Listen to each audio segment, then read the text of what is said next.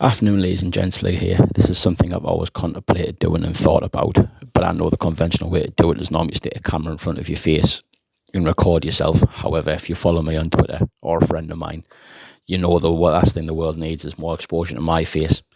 Hopefully, if everything goes according to plan, I'll do a video every week previewing the games ahead, whether it be a midweek one or a weekend league one.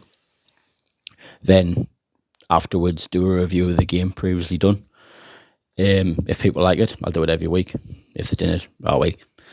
Anyways, on to Birmingham now. After a frustrating draw away at the Swansea City last week, Sunderland entertained Birmingham City at home, who are now managed by Wayne Rooney. 12:30 kick-off live on Sky. Rooney replaced John Eustace at the beginning of October and started off with 3 back-to-back defeats. A 1-0 loss away to Borough, a 2-0 loss at home to Hull, and a 3-1 away loss to Southampton. Last week, they came very, very close to bagging a win against Ipswich, thanks to goals from Jay Stanfield and Christian Burgess. However, 2 goals from Marcus Harness in the last 10 minutes saw the game end up in a 2-2 draw, which you could look at from a point of view they would have took before the game started. But in the long run, it's probably frustrating that they let 2 goals slip in the last 10 minutes. Since Rooney's took over, they have slipped from 5th to 15th, which is the championship in a nutshell. Look at last year with Sunderland, we slipped from the top half of the table close to the playoffs, but we didn't win in 9 and we slipped to like 18th, 17th in the table.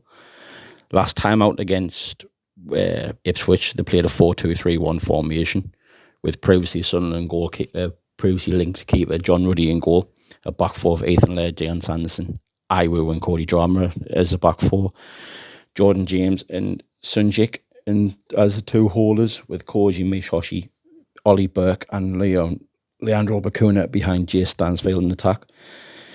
I have notable names on the bench as well, likes of Nigel Etheridge, who's played in the Premier League for Cardiff, Scott Hogan, Gary Gardner, brother of former Sunderland player Craig, Kieran Bielik, who used to play for Derby County, Lucas Jukovic and Siriki Dembele. Top scorer this season is Jay Stansfield, who we'll get on to a little bit later on. Place to watch for Birmingham, I'd say, for this weekend is probably Jay Stansfield, who was obviously previously linked with Sunderland as a loan. He scored 5 goals in 12 games so far for Birmingham after bagging 9 and 36 for Exeter in League One last season. I think he provided constant threat up front, and if we aren't switched on defensively, I wouldn't be surprised if he goes and bags. Another one for me who'll be a close eye to keep an eye on is Lucas Jukovic. With us having a very, very inexperienced defence tomorrow, I would not be surprised if Jukovic starts. He will hassle and bully the defenders all game, and he did score in the home fixture for Birmingham last season, a 2-1 defeat.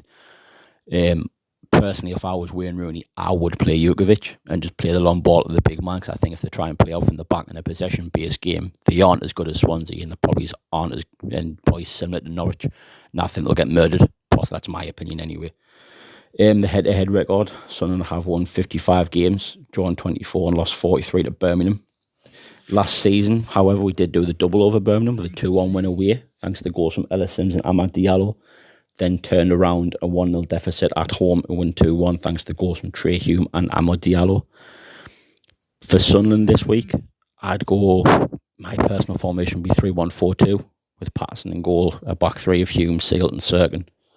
Edouard is sitting in front, a midfield 4 of Roberts, and I know Joe will probably end up playing, but I would rest him and play Aushish with Dan Neil as captain and Jack Clark on the left, with Hemia and Roosen up front.